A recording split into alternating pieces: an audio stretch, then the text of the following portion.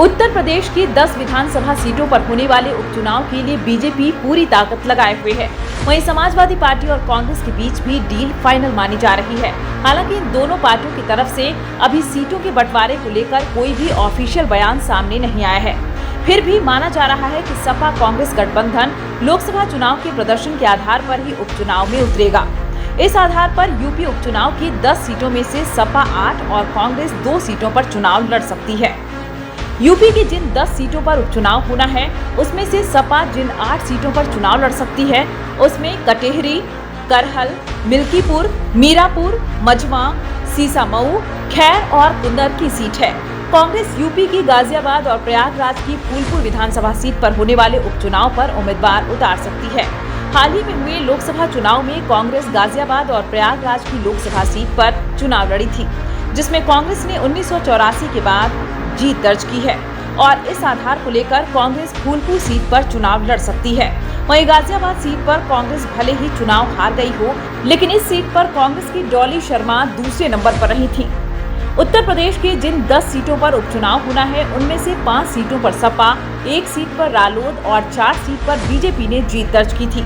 वहीं रायबरेली की ऊंचाहार विधानसभा सीट से मनोज पांडे के इस्तीफे के बाद भी इस सीट पर उपचुनाव हो सकता है। हालांकि अभी इस सीट के खाली होने की अधिसूचना जारी नहीं हुई थी।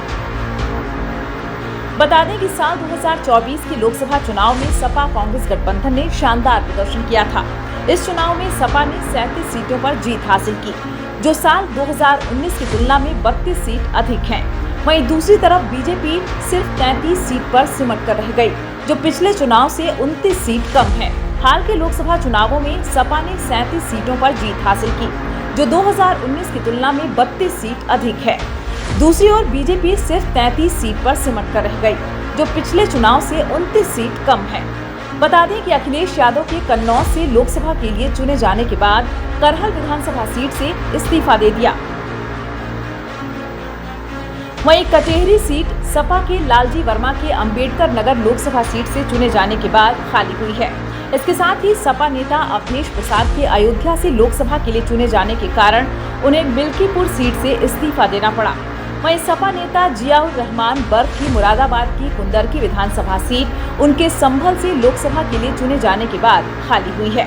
समाजवादी पार्टी के इरफान सोलंकी की कानपुर नगर की सीसामऊ विधानसभा सीट एमपी एमएलए अदालत द्वारा 7 साल के कैद के मद्देनजर उन्हें अयोग्य ठहराए जाने के बाद रिक्त घोषित कर दी गई। राष्ट्रीय लोक दल के चंदन चौहान ने बिजनौर से लोकसभा के लिए चुने जाने के बाद मुजफ्फरपुर नगर की मीरापुर विधानसभा सीट से इस्तीफा दे दिया। बीजेपी के अतुल गर्ग ने गाजियाबाद से लोकसभा के लिए चुने जाने के बाद गाजियाबाद विधानसभा सीट से इस्तीफा दे दिया। बीजेपी के विनोद कुमार बिंद ने भदोही से लोकसभा के लिए चुने जाने के बाद मिर्जापुर की मझवा विधानसभा सीट से इस्तीफा दे दिया। बीजेपी के अनूप सिंह उर्फ अनूप प्रधान वाल्मीकि ने हाथरस लोकसभा सीट से चुने जाने के बाद अलीगढ़ की खैर विधानसभा सीट से इस्तीफा दे दिया है। इसके साथ ही बीजेपी के प्रवीण पटेल ने फूलपुर लोकसभा सीट से लोकसभा के लिए चुने जाने के बाद प्रयागराज की फूलपुर विधानसभा सीट से इस्तीफा दे दिया है।